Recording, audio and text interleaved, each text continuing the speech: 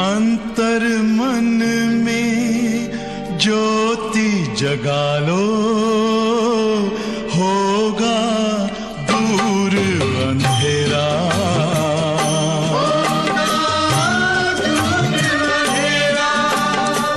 शिव का कर लो ध्यान, आ रहा पावन पुण्य सवेरा।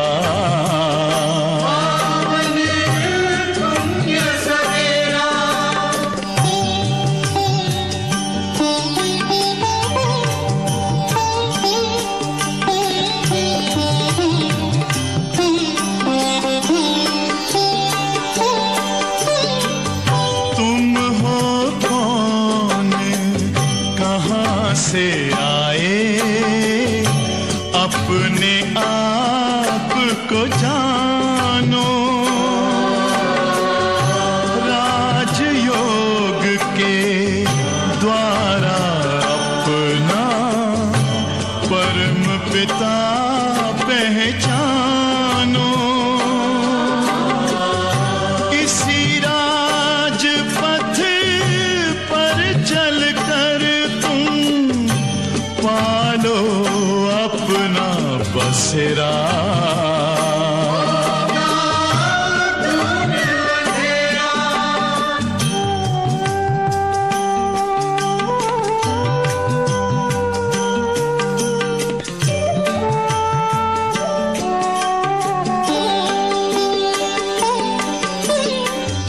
तुम हो आत्मा तन से न्यारे, परमात्मा को प्यारे।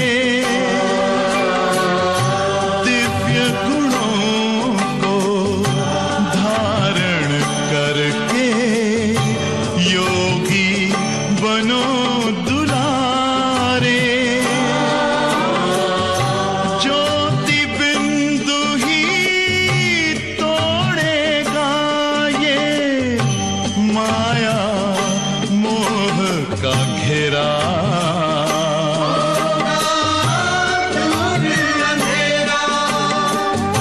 अंतर मन में ज्योति जगा लो, होगा दूर अंधेरा।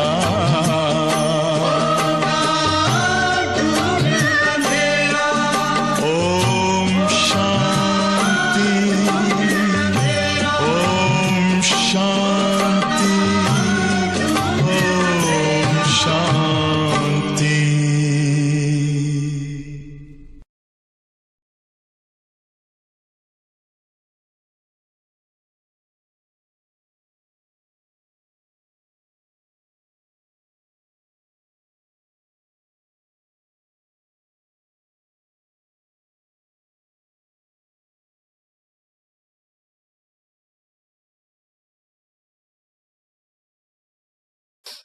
ओम शांति।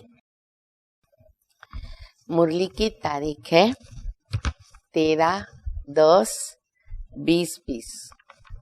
बाबा कहते बच्चे, मैं आया हूँ तुम बच्चों को अपने घर की राह दिखाने, क्योंकि अब हम यही चाहते हैं ना। कहते भगवान के घर जाना है, और हम बच्चों को भी पता चल गया कि बाबा खुद आया लेने के लिए। और जब तक बाबा ना आवे हमें कोई राह दिखा नहीं सकता, हम जा भी नहीं सकते, क्योंकि हम पतित हैं। तो बाबा कहते मैं तुम बच्चों को घर की राह दिखाता हूँ। फिर दूसरी बात बाबा बता रहे, बच्चे सतयुग में तुम मोह जीत होते हो ना, क्योंकि अभी तुम अमरनाथ की कथा सुनते हो, अमर बन जाते हो। वहां कोई का शरीर छूटता है समय पर, रोना नहीं आता। मालूम है कि आत्मा शरीर छोड़ के जाकर बच्चा बनेगी। फिर बाबा ने आज बायोस्कोप को भी याद किया कि बच्चे उसमें कितना गंद है, उसी से ही लोग गंदे बन पड़ते हैं। सब कुछ उधर की कॉपी होती है। ये तो बाबा के समय की बात है, अभी तो हम हालत देखें, अब तो कितना गंद उसके अंदर आ गया। तो बाबा कहते बच्चे बायोस्कोप नहीं देखना चाहिए, उनसे फिर संकल्प से लेकर के हमारे जैसे गंदे गंदे विचार, वाणी, कर्म सब कुछ हो जाता है। तो इसलिए बाबा कहते बायोस्कोप से दूर रहो। हाँ, सेवा के हिसाब से अगर हम करते हैं श्रीमत पर तो अलग बात है, पर वो बड़ी हिम्मत की बात है, सहज बात नहीं है। तो वो भी बाबा बता रहे आज। तो बाबा की मुरली सुनेंगे। मीठे बच्चे, बाबा आए हैं तुमको घर की राह बताने, घर की राह बताने। तुम आत्माभिमानी होकर के रहो तो ये राह सहज देखने में आएगी। जितना जितना आत्माभिमानी स्थिति का परसेंटेज बढ़ेगा दिन भर के अंदर, हमें राह रास्ता जो है ना वो दिखेगा, क्लियर होता जाएगा, सहज भी लगेगा। प्रश्न है, संगम पर कौन सी ऐसी नॉलेज मिली है जिससे सतयुगी देवताएं मोह जीत कहलाते हैं? संगम पर कौन सी ऐसी नॉलेज मिली है जिससे सतयुगी देवताएं मोह जीत कहलाए? उत्तर है, संगम पर तुम्हें बाप ने अमर कथा सुनाकर अमर आत्मा की नॉलेज दिया, जो आत्मा अजरमर है, ज्ञान मिला। ये अविनाशी बना बनाया ड्रामा है। हर एक आत्मा अपना अपना पार्ट बजाती है। वह एक शरीर छोड़ दूसरा लेती है। अब इसमें रोने की बात ही नहीं, वस्त्र की तरह शरीर बदलती है, लेकिन यहाँ बीच में अटैचमेंट आ जाती है ना, तो फिर रोना आ जाता है, दुखी हो जाते। बाबा कहते वहां अच्छी तरह नॉलेज है, रोने का प्रश्न नहीं। इसी नॉलेज से सतयुगी देवताओं को मोह जीत कहा जाता है। ये एक ही ज्ञान हमारे पास सतयुग में रहता है, बाकी तो सब हम भूल जाते हैं, क्योंकि ये ज्ञान हमको हर्षित मुख रखता है, मोह जीत बना देता है। इसलिए बाबा ने इसको कायम रखा। ये भी ड्रामा में बहुत अच्छी बाबा की युक्ति है। वहां मृत्यु का नाम नहीं, इन्हीं कहेंगे कि इसकी मृत्यु हो गई या मर गया। खुशी से पुराना शरीर छोड़कर नया लेते। गीत बजा है मुरली का, नैनहीन को राह दिखा प्रभु। आगे सबको मालूम है ना, बोलो, पग पग ठोकर खाऊं मैं। ओम शांति। मीठे मीठे रूहानी बच्चों प्रति रूहानी बाप कहते हैं कि राह तो दिखलाता हूं, परंतु पहले अपने को आत्मा निश्चय करके बैठो, देह अभिमानी होकर के बैठो, तो फिर तुमको राह बहुत सहज देखने में आएगी। तभी सब कैसे बैठ के बाबा की मुरली सुन रहे हैं? देही अभिमानी बनकर। भक्ति मार्ग में आधा कल्प ठोकरें खाई। भक्ति मार्ग की अथाह सामग्री इतनी है, अब तो बहुत बेहद की फैल गई है सामग्री।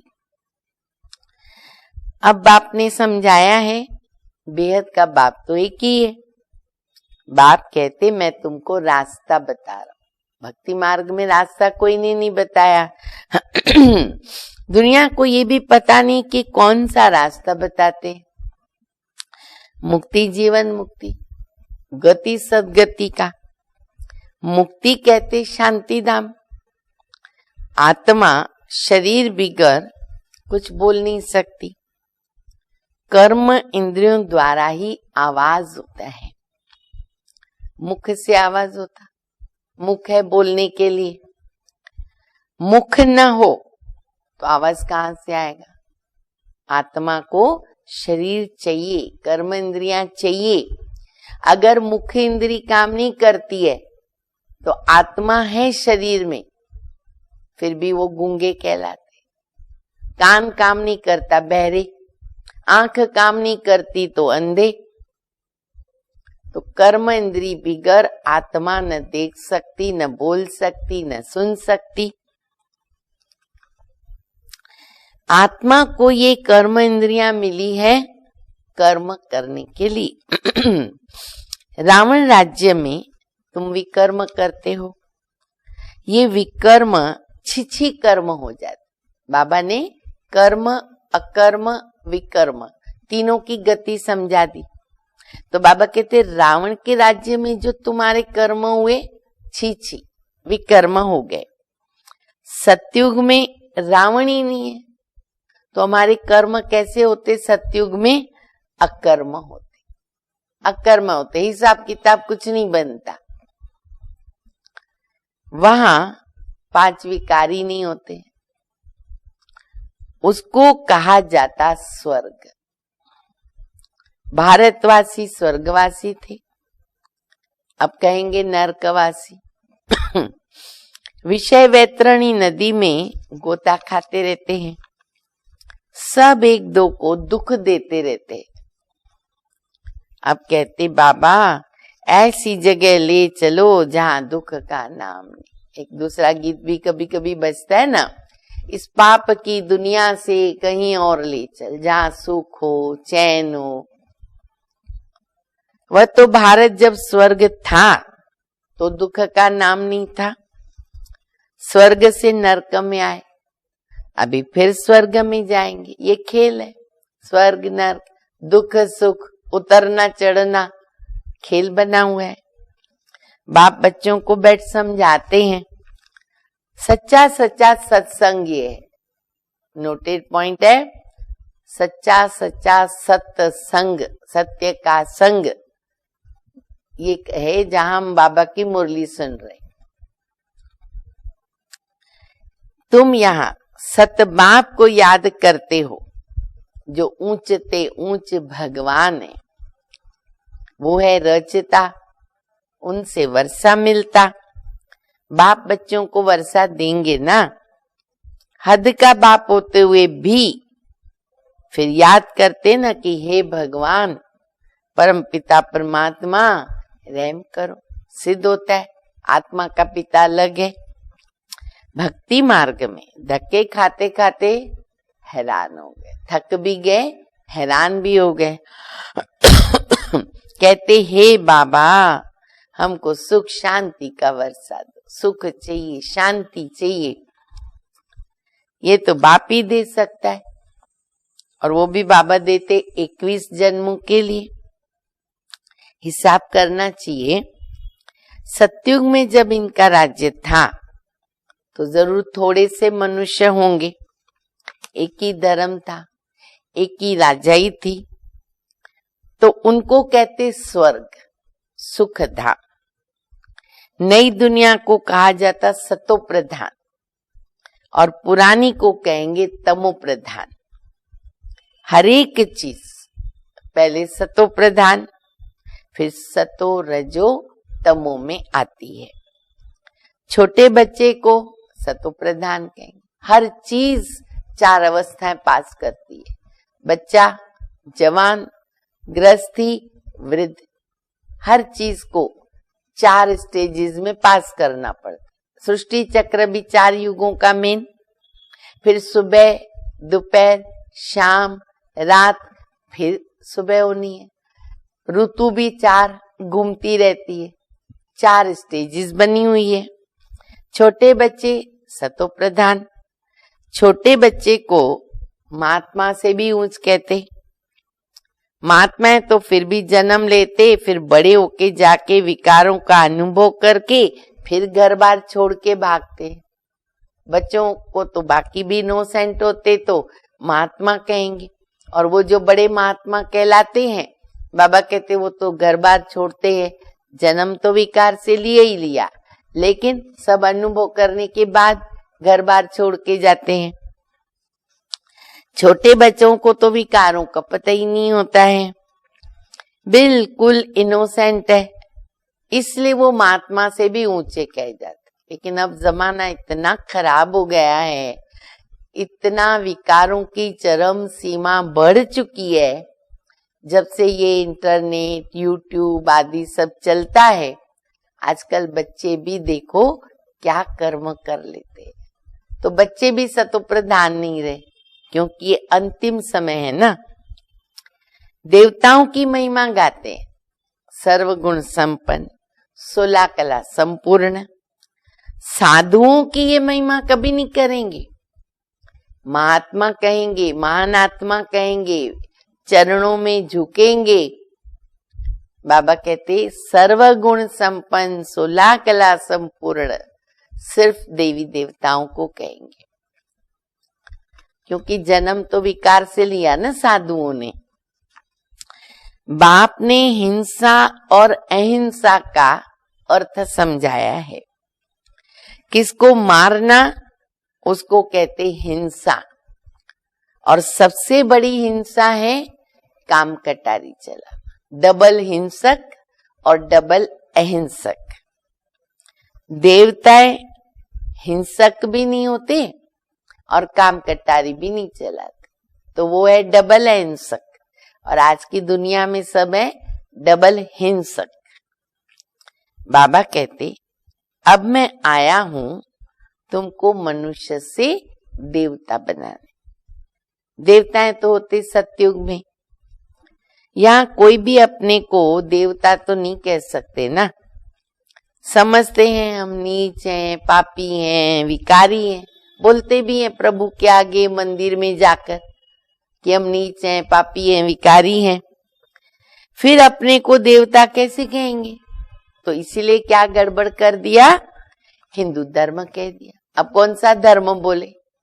ब्राह्मण भी नहीं बोलते क्योंकि पवित्र नहीं है, देवता तो बोल ही नहीं सकते, तो फिर हिंदू धर्म कह दिया। वास्तव में आदि सनातन देवी देवता धर्म था।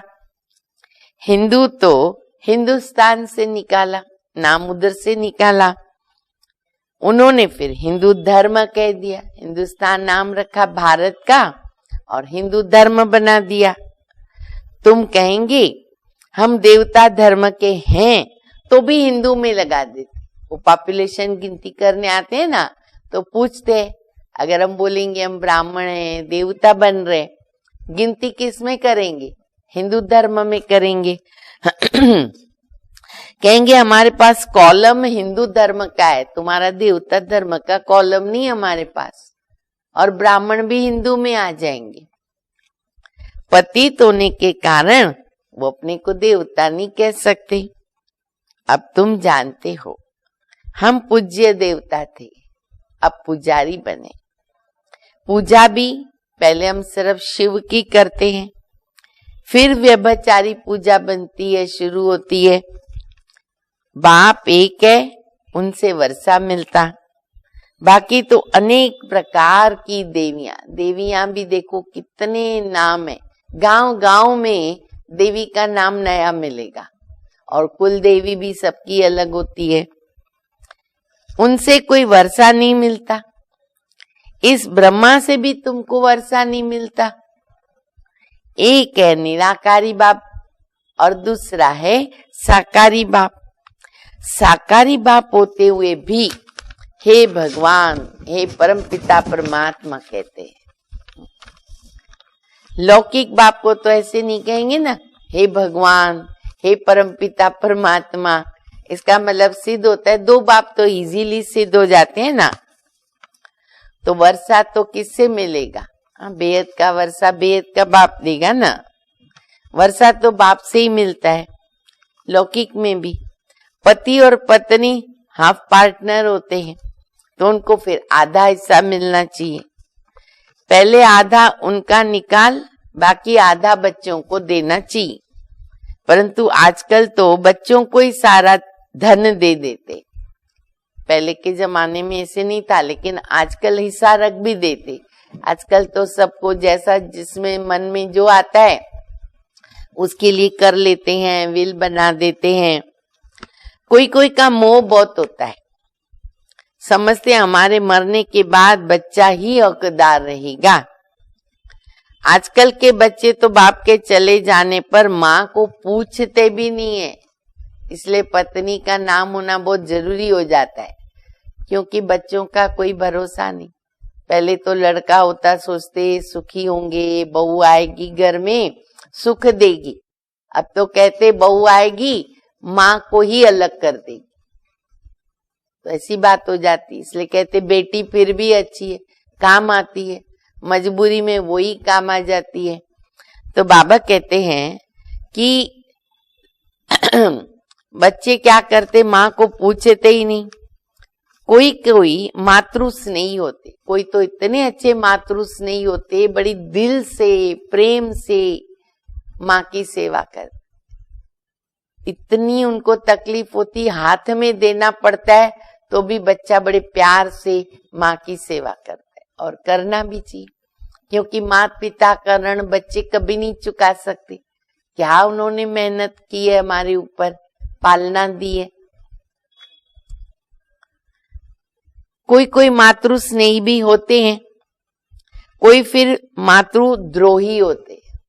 अभी तो बहुत कॉमन है, माँ का खून कर देते। अरे जिसने जन्म दिया कितना बड़ा पाप हो जाता है, ऐसी माँ का खून कर देते हैं छोटी छोटी बात के लिए। माँ ने शराब का पैसा नहीं दिया, बच्चे ने माँ का खून कर दिया। ऐसे ऐसे समाचार सुनते हैं। आजकल बहुत करके मातृद्रोही बन पड़े, सब पैसे उड़ा देते हैं। इसको ही तो घोर कलयुग कहा जाएगा ना। धर्म के बच्चे भी कोई कोई ऐसे निकल पड़ते हैं, बहुत तंग करते हैं। ये तो बाबा के समय की बात बाबा बता रहे। अभी हालत देखो क्या है, अभी कितने वर्ष हो गए, अभी तो एकदम जैसे अति हो गई है। अब बच्चों ने गीत सुना, कौन सा गीत बजा याद करो? नहीं न को राह दिखा प्रभु, पग पग ठोकर खाऊं मैं। कहते न बाबा हमको सुख का रास्ता बताओ, राह दिखाओ जहां चैन हो। रावण राज्य में तो सुख हो ही नहीं सकता। भक्ति मार्ग में तो इतना भी नहीं समझते कि शिव अलग है, शंकर अलग है। बस माथा टेकते रहो, जो आया उसके आगे माथा टेकते रहते, शास्त्र पढ़ते रहते। अच्छा, इनसे क्या मिलेगा? कुछ भी पता नहीं। सर्व के शांति का, सुख का दाता एक शिव बाबा। सतयुग में सुख भी है और शांति भी है। भारत में सुख शांति थी, अब नहीं, इसलिए तो चाहते हैं ना, इसलिए भक्ति करते दर दर धक्के खाते रहते हैं। अब तुम जानते हो, शांति धाम सुख धाम में ले जाने वाला एक ही बाप है। बाबा हम सिर्फ आपको ही याद करेंगे, आपसे ही वर्षा लेंगे। बच्चे ने कहा बाबा को, हम आपको ही याद करेंगे, आपसे ही वर्षा लेंगे। अब बाबा जवाब देता है, वो करना पड़ेगा अगर ये चाहिए तो। बाबा कहते, अच्छा बच्चे, देह से दे के सर्व संबंधों को भूलो, भूल जाओ, सबको बुद्धि से भूलो, एक बाबा को याद करो, तब तो मिलेगा। आत्मा को यहीं तो पवित्र बनना है, याद नहीं करेंगे तो सजाएं खानी पड़ेगी, पद भ्रष्ट हो जाएगा। इसीलिए बाबा कहते बच्चे याद की मेहनत करो, ये मेहनत करो करो करो, कल्याण इसी में है, सजाएं खानी पड़ेगी नहीं तो। आत्माओं को समझाते हैं, और कोई भी सत्संग आदि ऐसा नहीं होगा जहां ऐसे कहे, हे रूहानी बच्चों, ये है रूहानी ज्ञान जो रूहानी बाप को जो रूहानी बाप से बच्चों को मिलता है। रूह माना निराकार, शिव भी निराकार है, तुम्हारी आत्मा भी बिंदी है, बहुत छोटी, उनको कोई देख न सके सिवाय दिव्य दृष्टि के।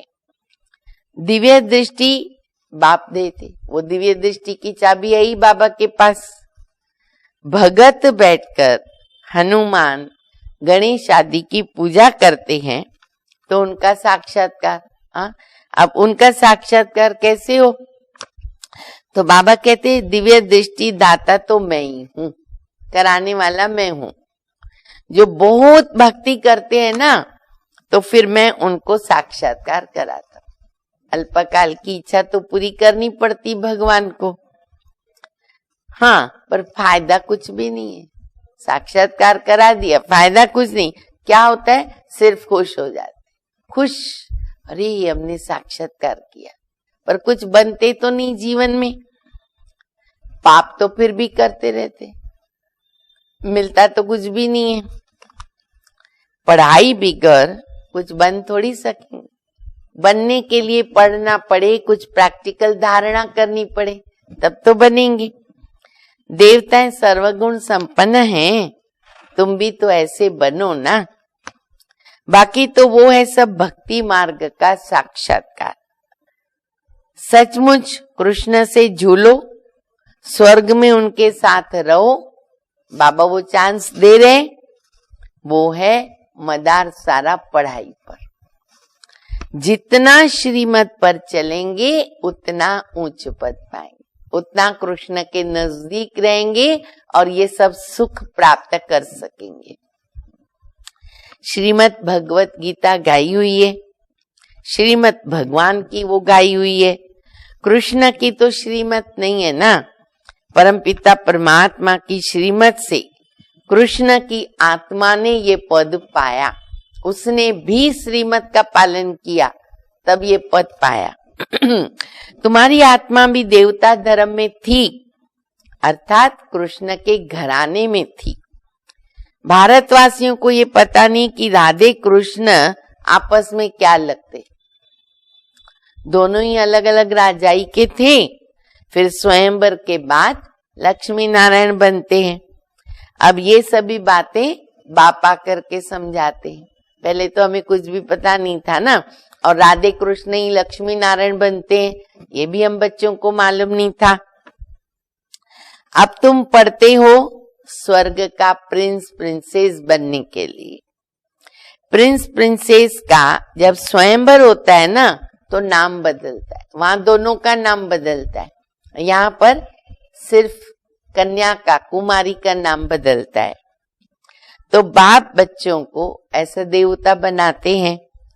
अगर बाप की श्रीमत पर चलेंगे तो, श्रीमत पर चलेंगे तो बाबा ऐसा देवता बनाएगा। मंजूर है ना सभी को? देखो, चेक करो, मैं कितना अमृत वेले से लेके रात्रि तक सब श्रीमत बाबा ने दे दी है, मैं कितना पालन करती हूँ, कितना पालन करता हूँ। कमी है, भर दो। तुम हो मुख वंशावली और वो है कुख वंशावली। वो ब्राह्मण लोग हथियाला बांधते हैं काम चिता पर बिठाने का।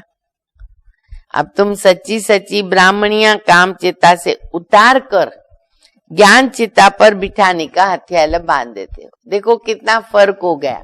शादी करते हैं ना, पति पत्नी बनते हैं, ब्राह्मण को बुलाए जाते हैं, तो वो हथियाला बांधता है खास विकारी बनने के लिए। और बाबा कहते तुम हथियाला बांधते हो, ज्ञान चिता पर बिठाते हो पावन बनने के लिए।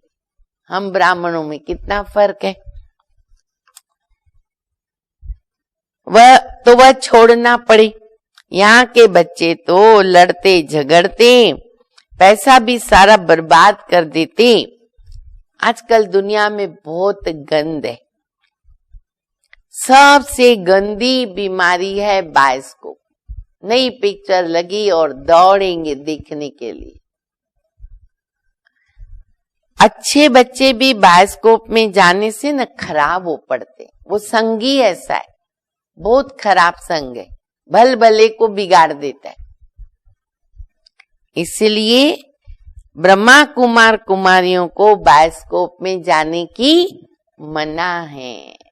कभी भी बायोस्कोप न देखें। टीवी में भी बायोस्कोप बहुत दिखते, सिनेमा आजकल तो सब ये केबल बेबल में पता नहीं दुनिया भर की बोलते पिक्चरें आती है।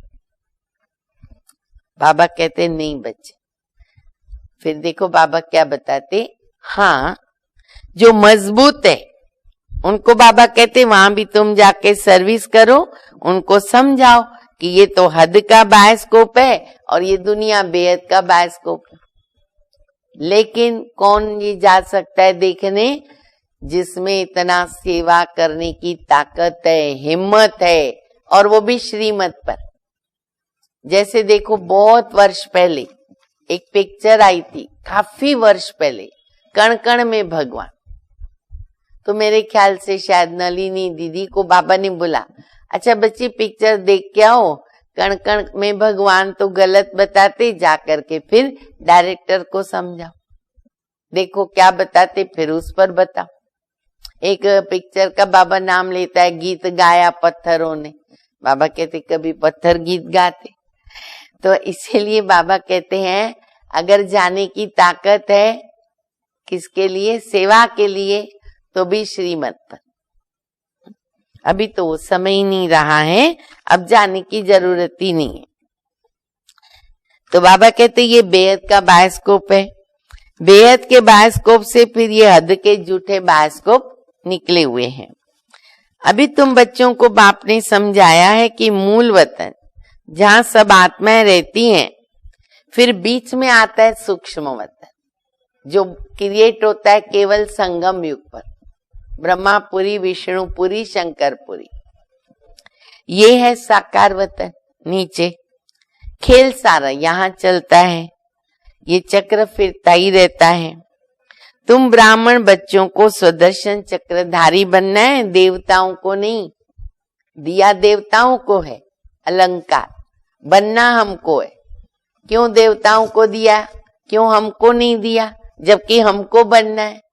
बाबा रोज बताते, बच्चों का भरोसा नहीं ब्राह्मणों का। आज ब्राह्मण है, कल शूद्र बन जाते, इसलिए जो हमारा संपन्न रूप है उसको दिखा दिया। ब्राह्मणों को ये अलंकार नहीं देते क्योंकि पुरुषार्थी हैं, आज अच्छे चल रहे हैं, कल गिर पड़ते हैं, इसलिए देवताओं को दे देते। भाई देखो और अलंकारों को धारण करो। अब विष्णु है, शंख चक्र गदा पद्म। जब प्रैक्टिकल हम अलंकार ये धारण करेंगे तब हम ऐसा देवता बन सकेंगे। कृष्ण के लिए दिखाते सुदर्शन चक्र से अकासुर, बकासुर आदि सबको मार दिया। अब उनको तो अहिंसा परमो धर्म कहा जाता, वो हिंसा कैसे करेगा? बाबा कहते बच्चे तुम्हारे जो भी है ना विकारी गंदे संस्कार, अकासुर बकासुर जैसे, उन सब को सुदर्शन चक्र घुमा के खत्म करो। तो उन्होंने उधर बता दिया। ये सब है भक्ति मार्ग की सामग्री। जहां जाओ शिव का लिंग भी होगा, सिर्फ नाम कितने अलग अलग रख दिए ना। मिट्टी की देवियां कितनी बनाते, नवरात्रि आती है, कितनी देवियां बनाते, श्रृंगार करते, हजारों रुपया खर्च करते, उत्पत्ति किया, पूजा किया, पालना किया, जाके डुबो देते। अब देखो नवरात्रि आ रही है, क्या करेंगे? तो जाकर के सारा श्रृंगार करेंगे, पालना करेंगे, पूजा पाठ करेंगे, फिर क्या करेंगे? कलकत्ता में देखो कितना सब मनाते। बाबा कहते फिर डुबो देते। खर्च कितना हुआ कितना खर्चा करते इन गुडियों की पूजा में, मिला तो कुछ भी नहीं। बाप समझाते कि ये सब पैसे बर्बाद करने की भक्ति है। सीढ़ी उतरते आए। अभी बाबा आए हैं, सबको चढ़ती कला में ले जाते, सीढ़ी चढ़ रहे, सबको शांति धाम सुख धाम ले जाते। पैसे बर्बाद करने की कोई बात है नहीं। फिर भक्ति मार्ग में तुम पैसे बर्बाद करते करते इंसॉल्वेंट बन गए। सॉल्वेंट इंसॉल्वेंट बनने की कथा बाबा बैठ करके समझाते हैं। तुम इन लक्ष्मी नारायण की डायनेस्टी के थे ना, अब तुमको नर से नारायण बनने की शिक्षा बाबा देते हैं। वो लोग तीजरी की कथा, अमर कथा सुनाते हैं। अब वो तो सब झूठी है ना। तीजरी की कथा तो ये है जो बाबा बता रही है, मुरली। क्यों? इनसे आत्मा का तीसरा नेत्र खुलता है। ये तीजरी की कथा है, सारा चक्र बुद्धि में आ जाता है। तुमको ज्ञान का तीसरा नेत्र मिला। अच्छा, फिर अमर कथा भी सुन रहे। मुरली है अमर कथा, सत्यनारायण की कथा। अमर बाबा तुमको कथा सुना रहे, किस लिए? अमरपुरी का मालिक बना रहे। वहां तुम कभी मृत्यु को नहीं पाते हो। यहाँ तो काल मनुष्यों को कितना काल का डर रहता है, मृत्यु का कितना डर रहता है। वहां तो डरने की, रोने की कोई बात ही नहीं है। खुशी से पुराना शरीर छोड़कर जाकर नया लेते हैं। यहाँ कितना मनुष्य रोते हैं, क्योंकि रोने की दुनिया है, दुख के सिवाय कुछ नहीं। बाबा कहते ये तो बना बनाया ड्रामा है, हर एक अपना अपना पार्ट बजाते रहते हैं। ये देवताएं तो मोह जीत है ना। यहाँ तो दुनिया में अनेक गुरु हैं, उनकी अनेक मतें मिलती है, हर एक की अपनी मत है। एक संतोषी देवी भी है, उसकी पूजा करते, और हर देवियों के दिन भी अलग अलग रख दिए हैं। अब जैसे संतोषी माँ है, उसका शुक्रवार मनाते, उसका प्रसाद भी अलग रखते हैं। ऐसे हर दिन का फिक्स रख दिया है। अब संतोषी देवियां तो सतयुग में हो सकती है ना, यहाँ कैसे हो सकती है? सतयुग में देवताएं सदैव संतुष्ट रहते, वो है संतोषी देवियां। यहाँ तो कुछ न कुछ आशा लगी रहती है, वहां कोई आश नहीं रहती है। बाप सबको संतुष्ट कर देते, तुम पदम पति बन जाते हो। कोई अप्राप्त वस्तु नहीं रहती जिसके प्राप्ति की चिंता हो। कहाँ? सतयुग में। वहां चिंता ही नहीं होती। बाबा कहते सर्व का सद्गति दाता मैं ही हूँ। तुम बच्चों को 21 जन्मों के लिए खुशी ही खुशी दे देता हूँ, खुशी ही खुशी रहेगी हमारे पास। ऐसे बाबा को कितना ने याद करना चाहिए, कितना बाबा पे प्यार आना चाहिए, कितना बाबा को याद करना चाहिए। याद से तुम्हारे पाप भस्म होंगे, तुम सतो प्रधान बन जाएंगी। अरे ये तो समझने की बातें हैं। जितना औरों को ज्यादा समझाएंगे उतना प्रजा भी बनेगी, उच्च पद पाएंगे। ये कोई साधु की तो कथा नहीं है ना, भगवान बैठ करके इनके मुख द्वारा समझा रहे हैं। अभी तुम संतुष्ट देवी देवता बन रहे हो। अभी तुमको व्रत भी रखना चाहिए, कौन सा? सदैव पवित्र रहने का, क्योंकि पावन दुनिया में जाना है। पतित तो जाएंगे नहीं वहां पर, तो अभी पतित नहीं बनना है, तो एक ही व्रत रखना है। बाप ने ये व्रत सिखाया और मनुष्यों ने फिर क्या कर दिए? अनेक व्रत बना दिए, क्योंकि रोज नहीं रख सकते ना। कोई सोमवार का, कोई मंगलवार का, कोई बुधवार का। बाबा ने जीवन भर का एक व्रत रखवा दिया, बच्चे पवित्र बनो, फिर योगी बनो। अच्छा, मीठे मीठे सिकिल दे बच्चों प्रति माता पिता बाप दादा का याद प्यार। Good morning. रूहानी बाप की रूहानी बच्चों को नमस्ते। हम रूहानी बच्चों की रूहानी बाप को, माता पिता बाप दादा को याद प्यार, गुड मॉर्निंग और नमस्ते। धारणा के लिए मुख्य सार है, पहला, एक बाप की मत पर चलकर सदा संतुष्ट रहकर संतोषी देवी बनना है। यहाँ कोई भी आश नहीं रखनी है। बाप से सर्व प्राप्तियां करके पदम पति बनना है। दूसरा, सबसे गंदा बनाने वाला है बायोस्कोप, सिनेमा। तुमको बायोस्कोप देखने की मना है, हम नहीं देख सकते। तुम बहादुर हो तो हद और बेहद के बायोस्कोप का राज समझकर दूसरों को समझाओ, सर्विस करो। वरदान, फुल स्टॉप की स्टेज द्वारा प्रकृति की हलचल को भी स्टॉप करने वाले। क्या बात है! प्रकृति की हलचल को भी स्टॉप करने वाले प्रकृति पति भव। वर्तमान समय हलचल बढ़ने का समय है। फाइनल पेपर में एक तरफ प्रकृति का और दूसरी तरफ 5 विकारों का विकराल रूप होगा। तमोगुणी आत्माओं का वार और पुराने संस्कार सब लास्ट समय पर अपना अपना चांस लेंगे। ऐसे समय पर समेटने की शक्ति द्वारा अभी अभी साकारी, अभी अभी आकारी और अभी अभी निराकारी स्थिति में स्थित होने का अभ्यास करो। साकारी, आकारी, निराकारी, तीनों का अनुभव होना चाहिए। देखते हुए न देखो, सुनते हुए न सुनो। जब ऐसी फुल स्टॉप की स्टेज होगी तब प्रकृति पति बनकर प्रकृति की हलचल को स्टॉप कर सकेंगे। ये अनुभव करते रहें।